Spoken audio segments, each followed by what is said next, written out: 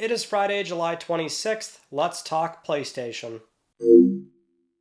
Welcome back, everyone, to another stability episode of LTPS. As always, let's begin with our PS Plus reminder. The July PS Plus Essential lineup is still live on PSN, so make sure you claim those games before they go away. Still got some time left on that.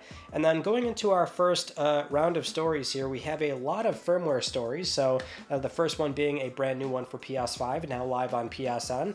This is version 24.05, 9.60, and we've only got two main features in here, more of a minor update. It's not even mandatory on PSN right now, but it is something where the first primary feature is the option to now invite players to game sessions by sharing a URL to that session. So you can now do that by opening up the game session card and then select share link. You can scan a QR code and then you can share the link from there with your mobile device.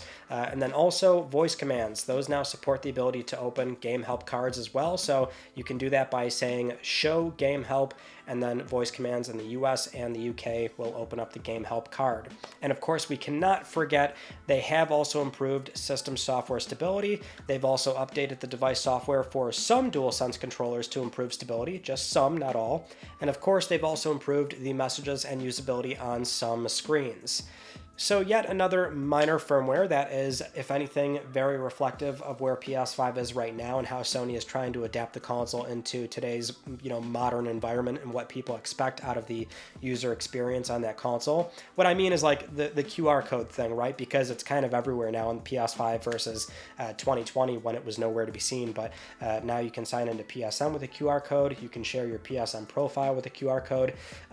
Obviously, the game session thing that we just got, the QR code even shows up for the patch notes on the system if you want to try and look at what the system software release notes actually included. They don't bake that into the console anymore. It's just a QR code, which I think is kind of a little bit too much, but it does show that Sony is probably watching a lot of user habits, understanding what people are, wanting to get out of the system, break down those barriers and make it easier to send out invites if people just can't figure it out on the console through GameBase or whatever the case is. That and also voice commands, right? Because this has gotten a lot more popular in recent years too. Now, I'll say personally, I still am I don't really touch voice commands, period. Not on PS5, not with any sort of smart home tech. But I've seen a lot of people that I even know personally where nowadays I'll go over and sure enough they're shouting off voice commands to a lot of their tech throughout their house, and it's interesting. I mean, I still have never really found it totally useful, but it's something to consider, I think, going into PlayStation 6, right? Wondering what are going to be some key pillars of that console when it comes to the user experience they're trying to build. And the here and now, we can see PS5 is adapting to that quite nicely. In other firmware news, we can also mention PS5's new system software update beta, which has gone live yesterday. So if you're in the beta program, then you probably already got your email invite. But still something where on the PS blog, Sony does detail exactly what's going to be in this upcoming firmware. And so the big headline feature here is that after nearly 4 years of PlayStation 5, Sony is finally offering a way to make custom 3D audio profiles. They're finally coming. So there's going to be a new setup wizard and settings where you can hear all these sounds around you, and then you can select where you think they're coming from, and that's going to give you a more personalized audio profile beyond the 5 standard presets that Sony has offered so far. So this kind of goes all the way back to early 2020 with the initial Road to PS5 discussion and Sony talking about the Tempest 3D audio tech engine and how everyone has a different audio profile based on the shape of their head and their ear and how they interpret sounds. And so we finally have custom 3D audio profiles. It doesn't seem to include sending Sony a picture of your ear, but at least we do finally have this coming. The other features in this firmware is that you'll now have the option to enable and disable remote play access on a per user basis. Before it was just a blanket on-off setting for the entire console and all users on that console, so that'll be quite handy. And then finally, there's an adaptive charging feature for all controllers. So this includes the DualSense, DualSense Edge, PSVR 2 Sense controllers, and the Access controller as well. well. So you can turn this on in settings, and what it does is it will supply power to the USB-C port for a more controlled set of time in relation to the charge level of your controller while the console is in rest mode. So it's meant to save power in more cases beyond the 3-hour setting, which is really the only compromise you can do right now if you want to charge controllers in rest mode but not have it on all the time. The only caveat here, though, is that this feature is only for the latest PS5 models, that being the CFI 2000 series, aka the PS5 Slim. Now, there are other features that were not outlined on the PS blog, so that's going to be the restore licenses feature. That has now been improved as well, so you can now restore licenses one at a time. So you'll now have the option to do that not just from settings, but you can also do it from the home screen or the game library. So hitting options on that particular title and just restoring the license if you've maybe got a lock on it and it's just being a little bit screwy. There's also a new recommendation you'll sometimes see in storage space, so I guess the console will step in sometimes and let you know about something you can get rid of. And then they've also made it simpler to access the most popular activities from Game Hub, and Game Hubs will only display activities that are currently in progress, and to play a specific activity, you'll have to start the game first and find it using in-game menus. And then they're also changing the invite to new game options. Usually that's available, from multiple locations, but now you have to start the game first before being able to send the invite. So a lot of changes to Game Hub and activity cards, which that I'm very interested in exploring because that's something I've been watching for such a long time on this console, is this, sort of key feature of the user experience that, in a way, it seems very clear most people do not actually use those, right? That was something that we heard about a lot as well in early 2020, is that the UI is centered around how you can jump to specific points in a game from the PS5 home screen, and it's something that most people just straight up do not touch whatsoever. So making some minor tweaks there, I'll certainly look into what's going on that front. But otherwise, yeah, this also is not really a major firmware per se, but I will admit it does seem very cool that we're finally getting the custom 3D audio profiles. I can't imagine that's going to be a truly sort of transformative experience, but you do have to appreciate at least Sony is spending a lot of time developing the audio side of things. I mean, that is something I find was really undervalued when they, stressed how much audio really took a backseat on, consoles like PlayStation 3 and PlayStation 4 to a degree, right? So in that sense, I do appreciate how they're really trying to double down on the audio experience for the console. But either way, that's the current beta, and that's something where it'll probably go live. And, again, about a month and a half, 2 months, that's usually when the beta will end, and it will go live for everybody. Now, another firmware that came out is for the PlayStation Portal, this one being 3.0.1, and this firmware addresses a problem that Sony themselves introduced with the prior firmware, which was meant to be a new feature, that being that you can take your Portal to public Wi-Fi spaces, so coffee shops, hotels, airports, any kind of public Wi-Fi that prompts an authentication page where you have to agree to terms of service. In theory, you could do that, but Portal, with that firmware, was only going to allow 2.4 gigahertz connections, which on its own is not ideal, but the Portal will not choose 2.4, so most public Wi-Fi settings, it's always like a dual band SSID, 2.4 and 5, which means the Portal won't choose 2.4, which means the feature is effectively useless, right? Now, granted, I myself did not have the chance to take out my Portal and test it out. I was going to do that, but it's just something where we had one person go out and do it and proved that like 9 out of 10 times the feature was completely useless and you can't connect anyway. The point is 3.0.1 does address that problem. So the two notes on the two items on the patch notes say that the Portal can now connect to a wider range of public networks, including 5 gigahertz networks, and they've also improved system software performance and stability as well. Cannot forget that. So very funny scenario that played out here. I mean, it's so, again, like baffling. How did that happen in the first place? Why send it out and only support 2.4, which again, on its own, is not ideal. This thing lives and dies by a solid internet connection, so you're already crippling it there. But to send it out and the Portal can't like choose the 2.4 band on a 2-band SSID, it's just very silly. A complete massive oversight. but at least now they've also addressed it, especially when, again, seemingly there was no reason why this was not there. Before they said, oh, it was due to, local regulations or something, and it's like, okay, well, what does that even really mean? Because nobody could really pinpoint exactly where you cannot do that, but whatever the case is, now it seems like it's a lot more usable. So now I might take my Portal out this weekend and see what my mileage is going to look like, because I really do want to try and test it out on public Wi-Fi. I'm sure it's not great, but maybe I will catalog that experience, and maybe that'll be our Tuesday upload. I'm not sure just yet. All right, moving on to something that is not quite tied to firmware directly, but I guess firmware adjacent, and that would be the updated Explore icon on PS5, where a lot of you probably know at this point it's been in this ongoing beta phase where they're completely redesigning it with widgets. Looks a lot better, a lot more useful, and as I often tell people, it's not tied to firmware. You don't need a code for this. You either have it on the console or you don't, because it's all server-side. But the point is, the only thing I can ever say from my end is what Sony does show me and at least send out from email. Because again, I wasn't selected purposely. They usually want nothing to do with me, so I think it was just a very lucky draw on my part.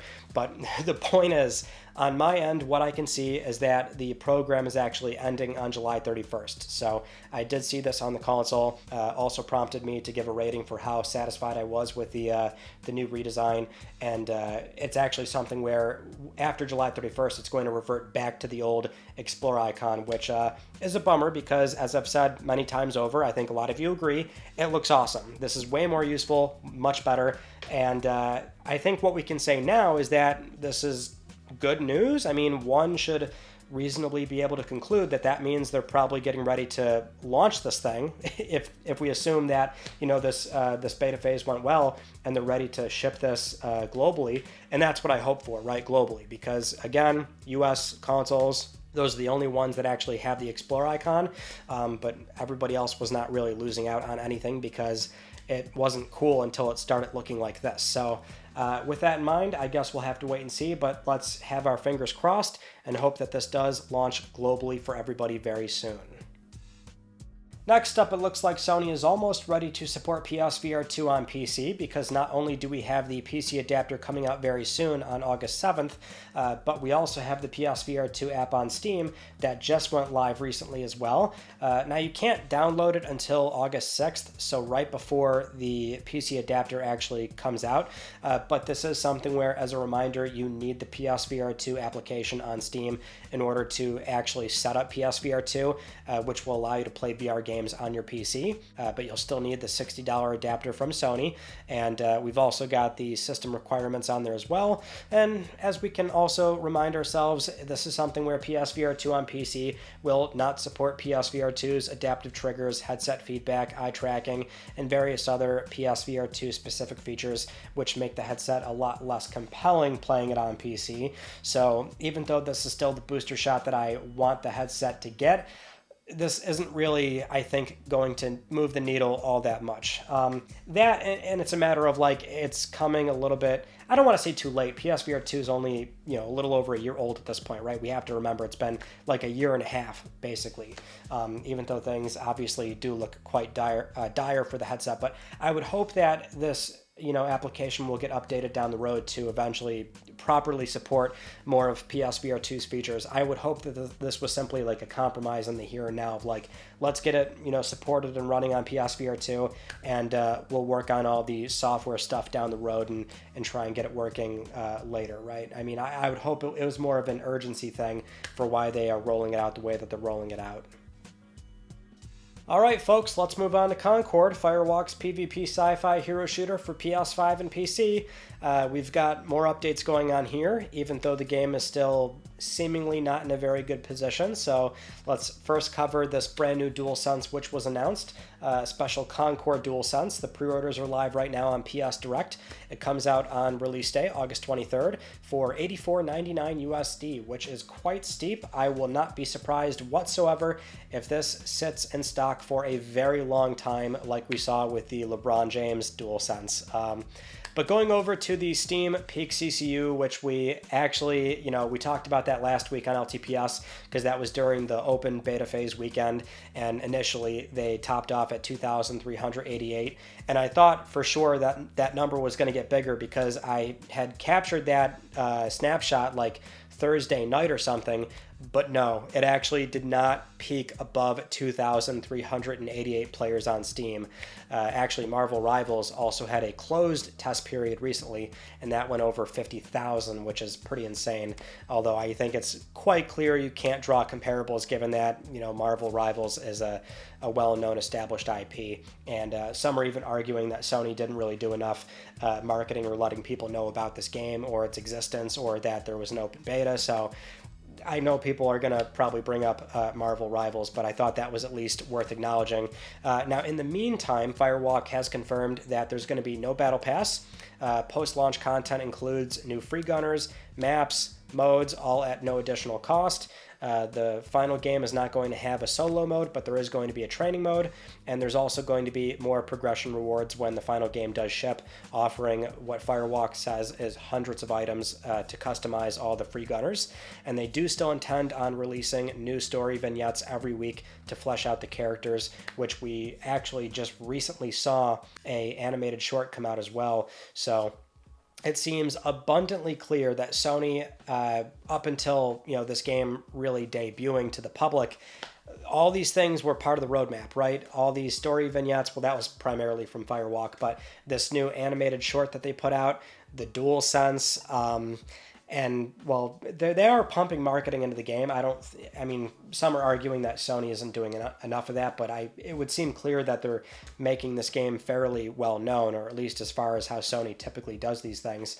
You know, what's funny is that I thought this was very noteworthy, actually. We had some kind of separate news story that I'll just throw in here, and it was Steve Sinclair, the CEO of Digital Extremes, the developer behind Warframe. They were speaking with VGC recently, and he gave a very timely comment on how big publishers drop a lot of live service games too quickly when they aren't an immediate success. They say, and I quote here, "They think the release is make or break, and it's not. They have a financial way to be persistent, and they never do it. It comes out, doesn't work, and they throw it away."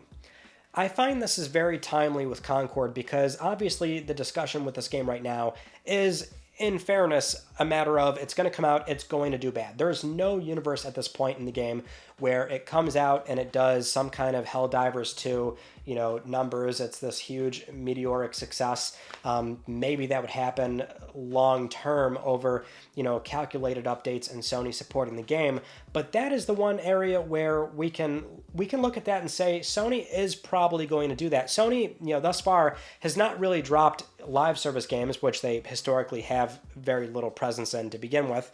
But whether it's that or just standard multiplayer games, they do keep these games up and operational for a long time. A lot of the studios, they usually allow them that autonomy to give it a lot of post-launch support. And so in this case where, you know, it's one of their, you know, other live service games that they're doing alongside Helldivers 2, which obviously did do well, Destruction All-Stars is, I think, a great example here where, you know, we saw the initial U-turn of going from $70 up front to completely free with a PS Plus membership, and there was a year of solid post-launch support with various updates and seasons, adding bots into the game to make sure that when you join the game, if it is a little bit dead or slow, you still get a, you know, somewhat organic experience. And the game, to this day, is still working. It's not shut down. Even if it is, you know, an external studio, it's still a proper PlayStation Studios game where it was meant to be a live service title. So I think what we can say for Sony, right, is that at the very minimum, if you do, let's say you enjoy Concord and you want to go out and buy the game day one and support it, and you like the gameplay loop and you want to be there for the ride, it does seem like you can safely, you know, play that game for a year or two, knowing that Sony is not going to drop it as quickly as other big publishers, especially in the context of how they funded this game, right? Because they signed it on years ago. They acquired the studio from Probably Monsters and worked that all out, and they brought him in-house. And so there's a lot of commitment here from Sony's end. I don't think they're going to drop it as quickly as some are suggesting. But, you know, I will also add to that, which is it doesn't matter how much support Sony does throw at this game. if they give Firewalk a lot of funding and backing to say, you can throw 2 years at this game and do a bunch of seasonal updates and build out these story vignettes, and maybe we will eventually pull a demand trigger and make the game free to play, and then we'll completely change the way that we monetize this game, because I think it's very clear that's not going to happen in the immediate short term. Some are saying like delay the game right now and make it free or something. But I mean, the game was clearly monetized as a premium release title up front.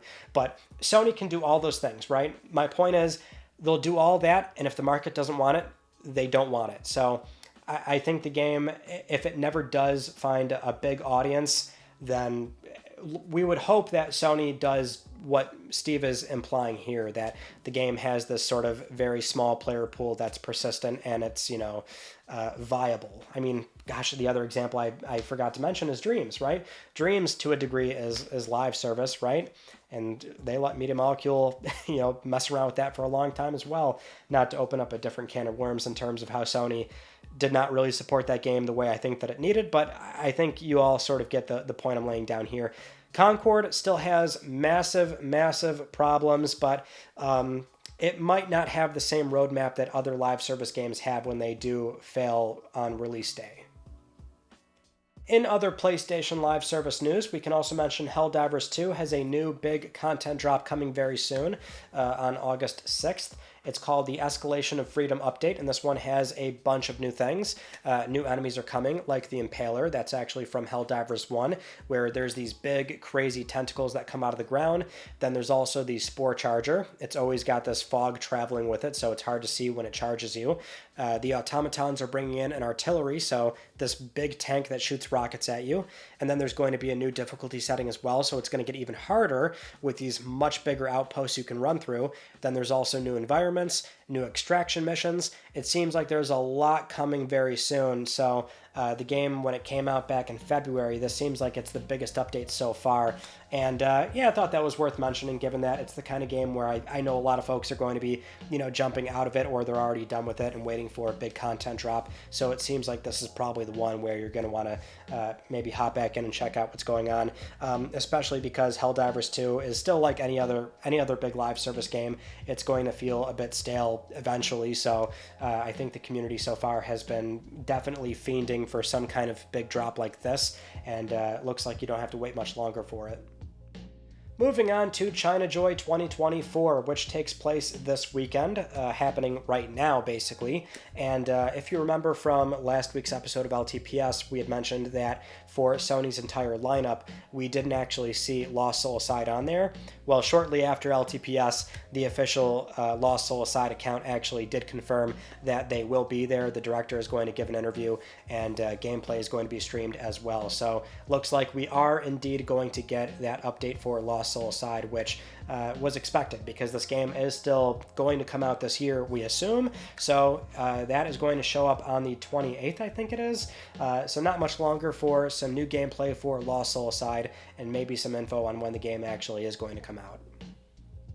Now, in other China Joy news, what was also expected is new game announcements coming out of not just Sony's China Hero project, which again is their incubation program to fund developers in China to get their games ported over to PlayStation, but just in general confirmed games for PlayStation hardware. So one of the big ones, which we totally saw coming, was Wuthering Waves. So that's another mobile PC gacha game now coming to PlayStation 5. No PS4 version confirmed, but is coming to PS5, so throw another one into the lineup there. So this really is becoming the Gacha Station 5, as I've seen many people call this console, but hey, if you like them, that's another one. But in terms of other more proper China Hero Project games, we have Project Jin Wei. This is an action RPG coming to PS5 that focuses on the late Ming Dynasty, so that looks quite nice, shaping up good there. There's also Unending Dawn. This looks more like an anime action RPG, maybe a little bit Souls-like, and I say maybe because I feel like we use Souls-like a little bit too much nowadays with the amount of action RPGs that, I mean, yeah, they do look very clearly inspired by Souls games, but at least in the gameplay department, you never know exactly how much it's going to feel like a Souls game at that point. So it has those vibes, but it is an anime action RPG. There's also Lulan that was announced as well. This is more of a single-player action-adventure game. We don't have any footage of that just yet, but we should have some by Sunday. But overall, looking good. More games coming out of the China Hero project. Love that incubation program. I like that. I like the India Hero one. I think Sony should look at doing one in South America as well. I mean, this is what Sean Layden was getting at right before he left the company as well, which was in terms of a global marketplace, really explore more, developing countries or places that don't have this kind of support. To get games off the ground to release on console is the caveat there, given that the certification process and having dev kits, it's a lot more costly and there's an uphill battle versus, just making and shipping a game on PC. I know South America, there's a very big development community there, and so to break down some of those barriers, I think that's a prime place for Sony to do that. But we see a lot of cool stuff come out of these programs, and we've got more coming on the way. Now, moving on to some PlayStation 5 Pro news, which is more about one game that we know for certain probably is going to have PS5 Pro support, and that is No Man's Sky, because this game recently got a very big content update, and that update was data mined, and in that data mine we can see a new PS5 Pro setting. So the game is probably getting prepped for supporting PS5 Pro right off the jump. We can see in the actual data mine that there's a new preset called Trinity, which is PS5 Pro's codename, and we can see one or two visual settings being changed from high to ultra, and then dynamic resolution scaling saw a slight adjustment where the value went from 0.6 to 0.8. So minimal enhancements, sure, but it is something where we now have one game that is more than likely going to have PS5 Pro support day one, which, if anything, I'm curious as to if that is something that studios can do right now. Granted, it could be something where they're just sort of laying the groundwork for more PS5 Pro enhancements over time, since it's still something where the console is not expected until November, but there is still a submission process for patches, and there's a time gap there for when they go live on PSN and things like that. So this might be what they're ready to roll out on day one, but I'm still curious as to if developers have the okay to start baking in PS5 Pro support and have these games shipped out and ready to go, in which case we now know this one game does have it. But No Man's Sky, in the context of this game, it's open world, so it's very CPU bound. We might not see a lot of huge enhancements by way of this game, and also they just might not be leaning that much into the SDK, or who knows what kind of features they had access to when prepping this particular update.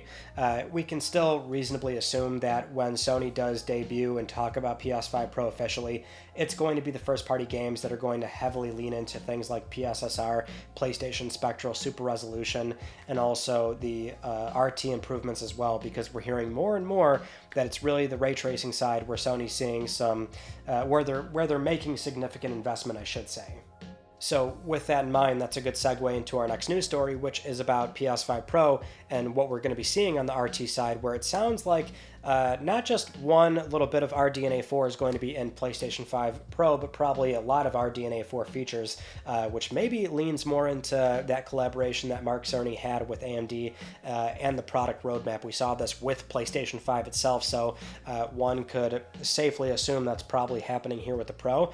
So this comes from at Kepler_L2 on Twitter, where they've seemingly been privy to the AMD roadmap, and so they mentioned that with these RT features for RDNA 4, PS5 Pro should have most, if not all of these, which is double ray tracing intersect engine, RT instance node transform, 64B RT node, ray tracing tri-pair optimization, change flags encoded in barycentrics to simplify defection of procedural nodes, BVH footprint improvement, and RT support for OBB and instance node intersection. This kind of goes back to a rumor previously about PS5 Pro where we heard the console was going to support BVH 8 shaders for ray tracing hardware, which is an RDNA 4 feature, or at least that's what we expect. And I remember the conversation back then for some was like, oh, the console's not going to be supporting these next generation RDNA 4 features, but again, this is explicitly how Mark Cerny's laid it out before, where, on a long-term roadmap of how SIE is working in collaboration with AMD and Sony as the customer in this case, and they're sort of cherry-picking the GPU features they want for their console, that at times can be mutually beneficial for AMD, where they end up shipping a lot of these more, custom, more bespoke features for their own product roadmap, right? And so one can maybe safely assume a lot of that is playing out here, because Of course, we can't dive into the more technical minutia of exactly what all this means. I've got a very basic surface level understanding of these features, but what it does tell me is that there's a lot of RT support going into PlayStation 5 to where maybe it's more of a push than we originally thought, because that is the compromise on, PlayStation 5 right now, is that when it comes to ray tracing, it can look very nice in a lot of games, although there's very few games that do use it, and the compromise does tend to be, do you want 30 FPS with ray tracing, or do you want 60 and no RT, lower resolution or base resolution, or lower level of detail and things like that? We all know the kind of drawbacks that usually come with 60 FPS, but most people do tend to pick that anyway. So I think for a lot of folks, unless it's like Insomniac with, the handful of like 40 FPS modes with RT turned on, or even high frame rate RT modes, well, really not high frame rate, 60 FPS modes, but there's Insomniac, I'm sure there's others, but I can't think of any offhand.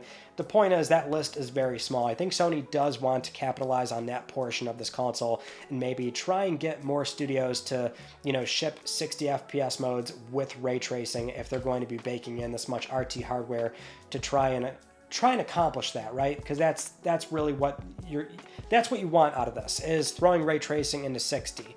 Most people are not going to cut their frame rate in half for ray tracing. We know that right now, but maybe this is the little nudge that PS5 Pro does need to see that support on a wider scale from third parties.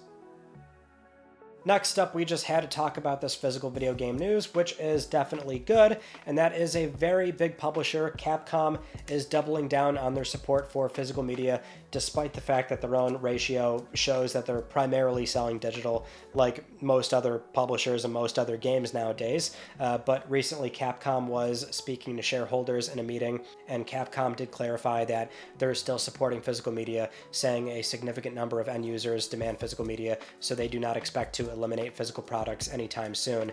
And that's despite Capcom's own metrics showing that their software ratio is favoring digital at 90%, and they're expecting that to be 93% for the current fiscal year, which not only is that number probably a bit skewed with certain titles that are not even available physically anyway, but it's more a matter of, even when it's like a 90 plus ratio, right? Or in the case of SIE, where sometimes we see that ratio is like up to 70% every quarter for their fiscal reports, which that is in a way skewed considering the entire PlayStation Store is filled with games that are digital only, and the sheer volume of games that is on the store, we can see how that ratio would be a little bit skewed. We actually do have some metrics from the Insomniac breach that show a lot of the more first-party big AAA titles is closer to 50-50 than some would think, right?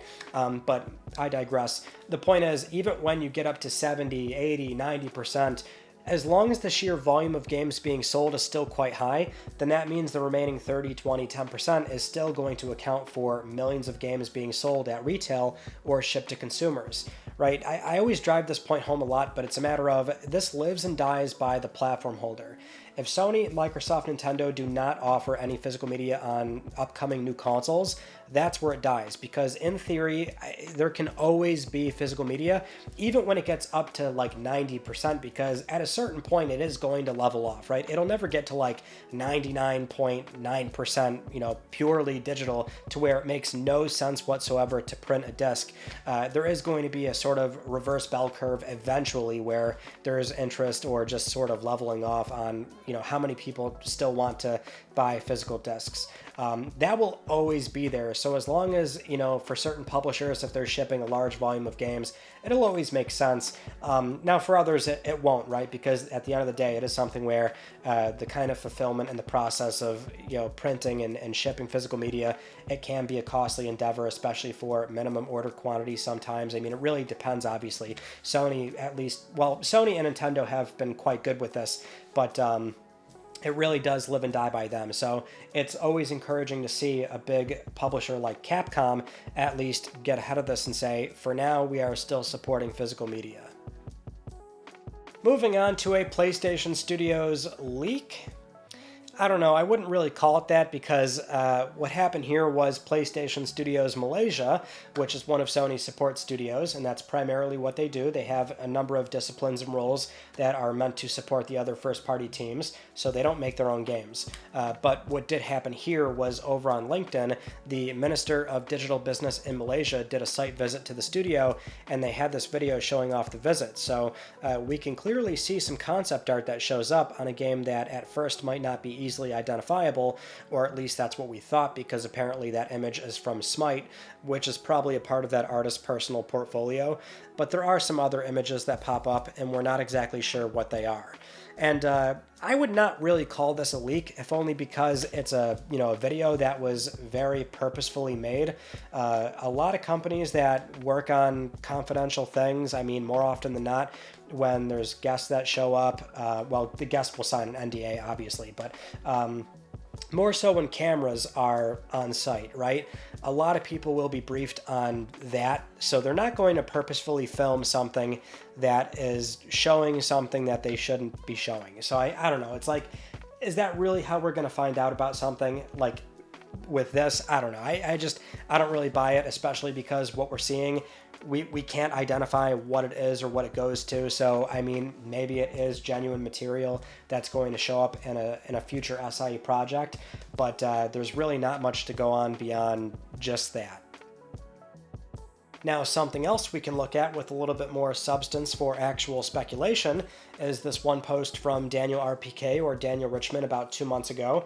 Daniel having well-known connections, I guess, to the movie business, or knowing what's going on in the movie business, and that does sort of bleed into games, apparently. So as far as I know, there's still like an uneasy track record with this particular source, but either way, this goes back to a post from Daniel RPK where they had put out this, or rather they highlighted this casting call from PlayStation Studios where they were looking for talent for a new game. And I guess the new details here is that that casting page back in May had a reference image on there so that people know what Sony is looking for, which is standard practice. And so the image itself, which does obscure the face and clothes, does at least show something in that it's a man and a woman, possibly of older age, and that since this is for a game, this might be legitimate concept art for the game. Also worth noting that the casting call did label this as an action-adventure game featuring intense violence, but we don't know what the studio is, and really anything else, but it is still something to consider when you look at the concept art. And I mean, the sort of, I think, safe conclusion a lot of people do have here is, oh, that looks like Naughty Dog concept art. Also hearing that it's, action adventure with intense violence. And that's kind of where it ends, though, because really what else can we say, right? It's cool to see, but it's not quite definitive in terms of exactly what this game is or is not going to be and who's even making it, quite frankly.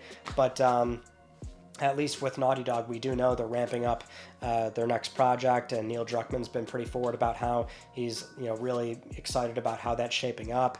So, I mean, we could say that, but I would maybe refrain from, like, making that connection there for certain. But it was still cool to see. Next up, we had a very interesting, very open comment from Xbox's head of marketing in the EMEA regions about where they are right now, and also how that relates to Sony for their marketing efforts in the region, because that's been an ongoing story on the Xbox side of things, is that there's been this big rumor that Microsoft is considering exiting their marketing efforts in Europe, considering it is so, one-sided nowadays, with PlayStation outselling Xbox, nearly 10-1 in certain countries, but that's been an ongoing rumor that they're thinking of exiting, marketing for the Xbox brand in the EMEA. And so recently an interview popped up with, it was on Marketing Week for Xbox's EMEA marketing lead, Michael Platt, and he gave some pretty interesting comments about their current circumstance. They say, and I quote here, "From a funding point of view, we need to work really hard against our competition." They're referring to PlayStation here. He says, "They're blessed with marketing funds that we're just not able to enjoy, but that's totally fine. We adopt what I would call a more fiscally responsible approach to media investments. We're not blessed with huge media budgets, so we have to be quite scrappy, really, and quite tenacious to fight for funds that would probably go somewhere else." So this is such a frank comment in that he's very clearly, to me, airing out frustrations with, his department's own circumstance. Not even so much a matter of like, throwing shade at Sony or being, mad at them or whatever the case is. I'm sure some might be able to interpret it as that, and especially when there is some friction with the, marketing spend, right? Because there is limited blocks on, how many billboards you can buy up or TV ad time, right? So if Sony buys up a lot of those blocks, then obviously Microsoft can't do that, but they in theory could outspend Sony. That's the sort of obvious thing that we can discuss here, right? I mean, Microsoft all day, every day as the parent company could, give a huge marketing spend to the Xbox EMEA region. And really, one would argue, why are they not doing that? That's why this is kind of a big story right now in the Xbox camp, is that, conceivably, there's no reason why they can't outspend Sony. They've been doing this for, a little bit now with certain major acquisitions. Not even so much outspending Sony, but rather just, kind of having that BSD energy and buying up big publishers and securing the future of the Xbox brand. But historically in Europe, it's something where it's always been, like, not even close, right? I mean, a lot of families, it's not even a question. It's Nintendo and PlayStation, and Xbox is not even up for discussion, right? So it's something where they've always had a lot of ground to cover. One would argue, why are you not spending that money and just putting in the work and trying to make Xbox a bigger household name in those countries? That's kind of where I stand on the whole thing. I wish they would invest more because, as I've said many times over, I don't necessarily want Xbox as a traditional console platform to go away. But with that in mind, I still find this a very fascinating talk in that, he's pretty much saying outright, like, Microsoft is not giving us any leverage to invest in marketing in these countries where we need to have a bigger presence.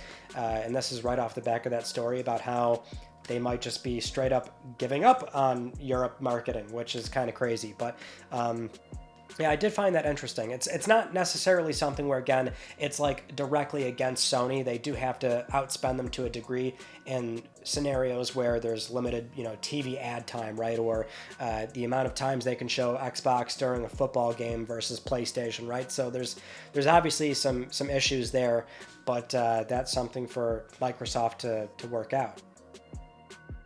Next up, it is official. SAG-AFTRA has confirmed that video game actors are striking effective today, July 26th, over protections against AI, where they could not come to some kind of agreement with the various game studios that they were negotiating with for the past year and a half, 2 years. It's been going on for a while. We've covered it on LTPS way back when this initially kicked off, and it's something where SAG-AFTRA has been communicating and negotiating with a number of studios, that being Activision, Insomniac Games, WB Games, Blind Light, Formosa Interactive, Llama Productions, Take-Two, VoiceWork Productions, a number of pretty well-known game studios. And, this was about 6 months ago, back in September, I want to say. That's when they did authorize a strike, and they were able to get some kind of interim media agreement in place back then. But now it sounds like all the negotiating has been exhausted because they cannot get clear and enforceable language on protections for performers against AI use. The SAG-AFTRA president, Fran Drescher, said, and I quote here, "We're not going to consent to a contract that allows companies to abuse AI to the detriment of our members. Enough is enough. When these companies get serious about offering an agreement our members can live and work with, we will be here ready to negotiate." I am in complete support of those striking right now because this is exactly what needs to be done for us to go down a very ethical, sustainable path. I do not have any faith whatsoever in game companies, or any company for that matter, doing this on their own terms. Like, it's the Wild West of AI right now. There's not enough federal regulation or any regulation period across various sectors that outline exactly what can and cannot be done with AI. And any big company is absolutely looking to eliminate more, human work when they can to lower labor costs.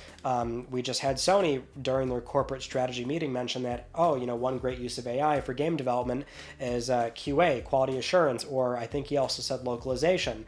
Now, look, it's something where I've said this much before, but it's like I like technology. I'm a big tech enthusiast. I like, seeing where society is going and how we can incorporate it in our lives and how it can enrich our lives and this, that, and the other. So I'm not against these things. In this sort of, black and white approach. It's a matter of we have to go down a very sustainable path that doesn't sort of catapult society off a cliff in a way that fumbles the economy or leaves a lot of people out of work. Because the other angle that I think about a lot, right, and I'm not sure if this is the case for other people, but when it comes to the real long-term future, the future that's hard to really figure out where we could possibly be in 50 to 100 something years, I think the safest sort of expectation is that we're going to have a large portion of society be jobless, and we're going to have to sustain that in a certain way, right? You're going to have a lot of work, human work, that is completely eliminated for the good of society, but we have to figure out a way where we go down that path and it doesn't come at the detriment of everybody that it took to get there, right? I mean, it's the kind of conversation that can probably get really into the weeds here, but to sort of bring us back to video games and video game actors, this is one field that there needs to be clear, concise language on what can and cannot be done with AI. And so it's not surprising at all that negotiating is stuck on this particular topic, because game companies, without a doubt, want to be able to use it to some degree, but the fact that there's nothing enforceable on paper, which is what SAG-AFTRA is mentioning, that's where the sticking point is. They want some sort of gray area that they can exploit, which does not sit well with me at all. So I'm in complete support, solidarity with those striking, and who knows how long this is going to take and what kind of effects this might have on the games business, but we might be in it for the long haul, so we'll see how this turns out. Now, with all that said, it is time for Let's Talk Plus, the weekly Let's Talk PlayStation giveaway, where one of you can win a $10 PSN code. I would like to congratulate this viewer right here. I'll be contacting you very soon via email or X. And if you'd like to win a $10 PSN code, it is so simple. Follow the link down below, enter the Gleam giveaway, and supporting this channel a number of ways can gain you an entry, and I'll announce the winner next week, because I'm trying to help pay for your games. Those are some of the stories from this past week that I wanted to talk about to you all, and our Tuesday video was looking at the PS3's PlayStation Store in 2024, which is kind of falling apart to a degree, so thought we would talk about that given that the 360 marketplace is closing down very soon. So now it's just Vita and PS3 from that that life cycle, basically, that generation, which is good, but also not great given where they are right now. But we'll have another upload on Tuesday, probably, maybe another extra discussion, not entirely sure, but that is pretty much it. So that concludes this week's episode of Let's Talk PlayStation. I'm Ryan Benecki. Thank you all so much for talking with me, and I will see you all next Friday.